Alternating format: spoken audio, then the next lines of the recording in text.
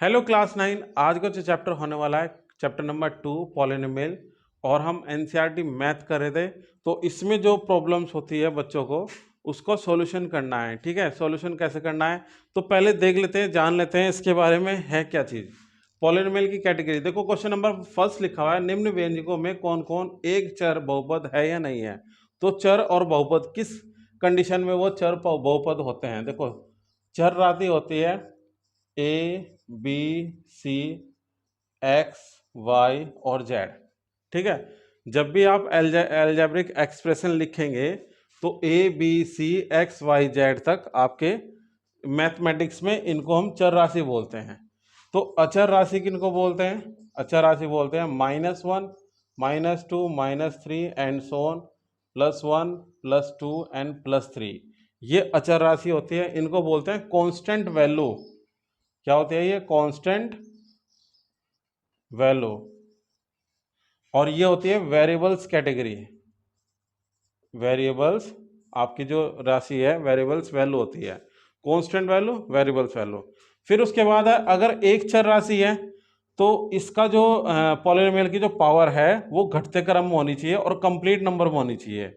जो polynomial power है of power वो होनी चाहिए आपकी कौन सी? Complete number. कंप्लीट नंबर में होनी चाहिए आपकी। ठीक है, कंप्लीट नंबर जैसे 1 2 3। ठीक है, और कोई भी पावर अगर मान लिया हमने पॉलिनोमियल्स होगा तो इस कैटेगरी में नहीं चलेगा। ठीक है, या 1/z हो, 1/a हो, x हो, y हो, तो इस कैटेगरी में आपका पॉलिनोमियल्स नहीं होगा। तो कैटेगरी कौन सी होनी चाहिए? 1 2 3 कंप्लीट नंबर होनी चाहिए। ठीक है, अब हम स्टार्ट करते हैं चैप्टर नंबर है। ठीक है, टोटल कितने हैं? 5 क्वेश्चंस हैं और एक एक करके मैं सॉल्व कराऊंगा। तो फर्स्ट क्वेश्चन सॉल्व करते हैं।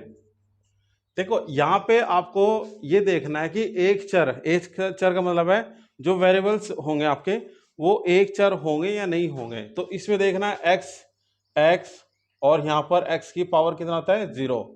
और यहाँ पे पावर देखो 2 में है, यहाँ 2 1 और यहाँ 0, यानी कि घटते क्रम में है। तो ये हो जाएगा आपका यस। क्या हो जाएगा? ये यस हो जाएगा। ठीक है, उसके बाद क्वेश्चन नंबर 2, इसमें पावर कितनी है? 2 है और वेरिएबल्स कितना है? 1 है। और यहाँ पर y की पावर कितनी है? 0। तो ये भी क्या हो जाएगा? यस हो जाएगा। ये भी आपका हाँ है।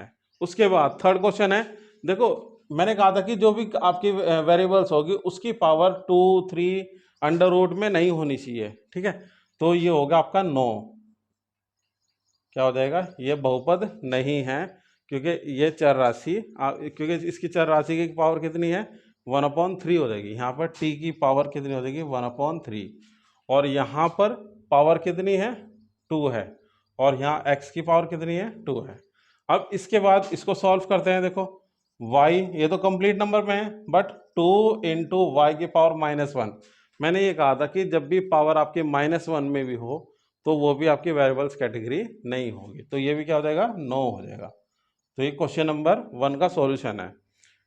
5 में देखो इस तरह के क्वेश्चन भी आपके एग्जाम में आते हैं और वो मिक्स करके दे देगा और वो एक ही नंबर 1 मार्क्स का क्वेश्चन होगा। वो पूछेगा कि इसमें एक चर राशि मतलब एक वेरिएबल्स कैटेगरी है या नहीं है। तो इसमें x y और t है, तो ये क्या हो जाएगा? 9 हो जाएगा। ठीक है, पावर तो इसकी कंप्लीट नंबर पे है, बट यहाँ पर हमारे पास क्या होनी चाहिए? एक ही चर राशि है, जितना वो क्वेश्चन में पूछा जाए इतना ही उसका जवाब देना। तो ये क्या हो जाएगा? 9 हो जाएगा। ठीक है, 9 हो जाएगा। ये क्वेश्चन नंबर 2 है, प्रत्येक का x² का गुणांक लिखना है। क्वेश्चन नंबर 2 क्या पूछ रहा है? ये x² का गुणांक पूछ रहा है, यानी कि x² के जो साइड वाला नंबर होता है वो पूछ रहा है कि वहाँ पे नंबर यानी कि जो नंबर्स है जो उसका गुणांक है वो है क्या चीज़। तो पहला क्वेश्चन सॉल्व करते हैं। देखो x² का गुणांक यहाँ कुछ नहीं है, लेकिन यहाँ पे 1 लेते हैं। क्या लेते हैं? 1। तो ये हो जाएगा +1। कितना हो जाएगा? +1। उसके बाद सेकंड वाले में क्या है? इसमें हम -1 लेंगे, यहाँ पे 1 है तो -1। अच्छा, थर्ड वाले में क्या है? x² का π/2, तो ये है π/2 एंड इसमें आपका x² का 0 हो जाएगा। कितना हो जाएगा? 0, क्योंकि यहाँ पे x² की कोई वैल्यू है ही नहीं, है ना। कोई वेरिएबल्स नहीं है, तो यहाँ पे क्या हो जाएगा, 0 हो जाएगा। देखो कुछ स्टूडेंट ऐसे होते हैं जो स्टार्टिंग से ट्यूशन नहीं लगाते हैं। देखो कुछ स्टूडेंट्स ऐसे होते हैं जो स्टार्टिंग से ट्यूशन नहीं लगाते हैं, और उनका सॉल्यूशन करने के लिए एक यूट्यूब प्लेटफॉर्म, एक ऐसा प्लेटफॉर्म है, वो घर बैठे ऑनलाइन क्लास पढ़ सकते हैं। ठीक है, तो हम बार बार इसको वीडियो को रिपीट करके समझ सकते हैं, और जहां आपको समझ ना आए वहां आपको कमेंट करके बताना है कि हमें समझ नहीं आ रही है एक्सरसाइज। ठीक है, तो अब इसमें जो क्वेश्चन नंबर 3 में है, 3 में आपकी 35 घात के द्विपद और 100 घात के एक पदी का एक एक उदाहरण दीजिए। अब देखो एक पद क्या होता है, एक पद को हम बोलते हैं वन टर्म्स, है ना, टर्म्स, इसको बोलते हैं मोनोमेल, मोनोमेल। और द्विपद का मतलब क्या होता है, द्विपद का होता है ये 2 टर्म्स होती है, इसमें कितने होते हैं टोटल, 2 टर्म्स होती हैं, इसको बोलते हैं बाइनोमेल। क्या बोलते हैं, बाइनोमेल। और फिर त्रिपद का मीन्स क्या होता है, 3 टर्म्स, कितना होता है, 3 टर्म्स, ये होता है ट्राइनोमेल, ट्राइनोमेल, ये आर है ट्राइनोमेल। उसके बाद क्या करता है, पावर, पावर का मीन्स क्या होता है, ये घात का मतलब होता है पावर, जो ऊपर पावर लगी रहती है। ठीक है, ये आपका क्या क्वेश्चन है, मान लिया इसको हम पावर बोलते हैं, और ये हमारी बेस वैल्यू होती है, बेस नंबर, बेस वैल्यू। ठीक है, ये पावर होती है, बेस वैल्यू होती है। तो 35 का घात कुछ भी ले लेते हैं यहाँ, 2x की पावर 35 प्लस 2। ठीक है, ये आपके क्या होगी, 2 टर्म्स होगी, 1 टर्म्स और 2, फर्स्ट और सेकंड टर्म्स दे रखी है। ये तो क्वेश्चन आपका इसका हो गया।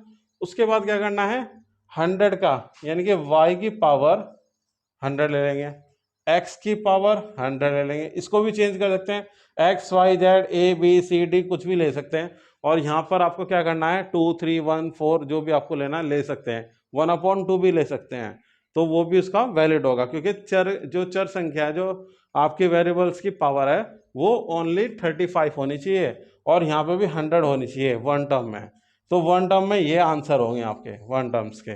ठीक है, तो ये क्वेश्चन नंबर 3 के सॉल्यूशन है। समझने के लिए क्या करना है, देखो मैंने आपको लिख दिया, एक पद का मतलब है 1 टर्म्स, मोनोमेल बोलते हैं इसको, द्विपद का मतलब है 2 टर्म्स, यानी कि 2 टर्म्स होती है टोटल, बाइनोमेल होती है। 3 टर्म्स का मतलब होता है ट्राइनोमेल, यानी कि 3 ट्राइनोमेल बोलते हैं, 3 टर्म्स बोलते हैं टोटल उसको। तो पावर का मतलब क्या होता है, घात होती है ना, और ये इस तरह की होती है, जैसे x की पावर 2, तो ये रिप्रेजेंट करता है पावर, और ये होती है आपकी बेस नंबर, क्या होती है, बेस नंबर, जो आधार संख्या होते हैं जिसे बोलते हैं। क्वेश्चन नंबर 4 में क्या करना है, बहुपद में से प्रत्येक बहुपद की घात निकालनी है आपको, यानी कि पावर निकालनी, हाईएस्ट पावर। ठीक है, इसको हम बोलते हैं हाईएस्ट पावर जो होती है, इसको इंग्लिश में लिखेंगे हाईएस्ट पावर। तो यहाँ पे हाईएस्ट पावर कितनी होगी, देखो यहाँ पे 3 2 1, तो 3 हो जाएगी, सबसे बड़ी पावर है। यहाँ कितनी होगी हाईएस्ट पावर, यहाँ होगी आपकी 2, देन इसमें कितनी होगी हाईएस्ट पावर, t, और यहाँ पे जो हाईएस्ट पावर होगी, कोई यहाँ पे वेरिएबल्स नहीं है, तो यहाँ पे सपोज करो वेरिएबल्स 0 हो गया, तो यहाँ हाईएस्ट पावर होगी आपकी, उच्चतम जो घात होगी आपकी, वो होगी,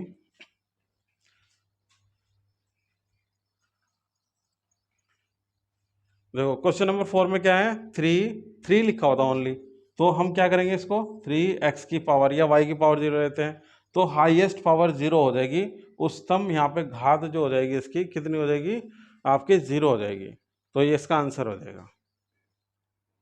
5 क्वेश्चंस हैं, बहुपद में कौन रेखिक, द्विघाती और त्रिघाती, लीनियर, क्वाड्रेटिक और क्यूबिक इक्वेशन है। ठीक है, लीनियर इक्वेशन है और क्यूबिक क्वाड्रेटिक है ना, क्यूबिक इक्वेशन है। क्वेश्चन नंबर लिखा हुआ है x² + x। ठीक है, तो ये कौन सा होगा आपका, द्विघाती होगा, क्या होगा ये, द्विघाती, ये क्वाड्रेटिक हो जाएगा। Quadratic equation. ठीक है, उसके बाद ये कौन सा है, त्रिघाती, त्रिघाती है ना, इसको बोलते हैं क्यूबिक इक्वेशन। नंबर थर्ड है आपका, सबसे बड़ी पावर कौन सी है, 2 पावर है, तो 2 जो सबसे बड़ी पावर हो उसके हिसाब से होगा, छोटी पावर के हिसाब से नहीं होगा, जो सबसे बड़ी पावर होती है, तो ये कौन सा आपका क्वाड्रेटिक होगा, द्विघाती। ठीक है, इक्वेशन। उसके बाद फोर्थ क्वेश्चन है 1 + x। अब 1 + x किस कैटेगरी में है, ये आपका लीनियर हो जाएगा, क्या हो जाएगा ये, लीनियर, रैखिक, लीनियर इक्वेशन। ठीक है, ये कौन सा आपका, ये लीनियर इक्वेशन हो गया है ना, एक घात को लीनियर बोलते हैं, इसमें भी एक घात है तो लीनियर इक्वेशन हो गया है, ये भी सेम कैटेगरी में आएगा। और इसमें क्या है आपका, क्वाड्रेटिक हो गया, यानी कि द्विघाती, द्विघाती इक्वेशन। ठीक है, तो ये आपका क्वेश्चन नंबर 5 का सॉल्यूशन, 6 का सॉल्यूशन है, द्विघाती यानी कि क्वाड्रेटिक इक्वेशन है। इस चैप्टर में बहुत ही इंटरेस्टिंग चैप्टर है ये, और इसमें जो ये इतना हार्ड नहीं है, बस समझने का है इसमें। क्लास 9 मैंने सेकंड ए एक्सरसाइज आपको फुल सॉल्यूशन अच्छे से समझा दिए हैं, और एक एक चीज़ बता दी इसमें, मोनोमेल, बाइनोमेल, ट्राइनोमेल क्या होते हैं बहुपद में, और इसमें जो हाईएस्ट पावर कैसे निकालते हैं, और गुणांक यानी कि कोफिशिएंट वैल्यू कैसे निकालते हैं। तो अगर आपको वीडियो अच्छा लगे तो लाइक, शेयर, सब्सक्राइब करें। मिलते हैं नेक्स्ट वीडियो में।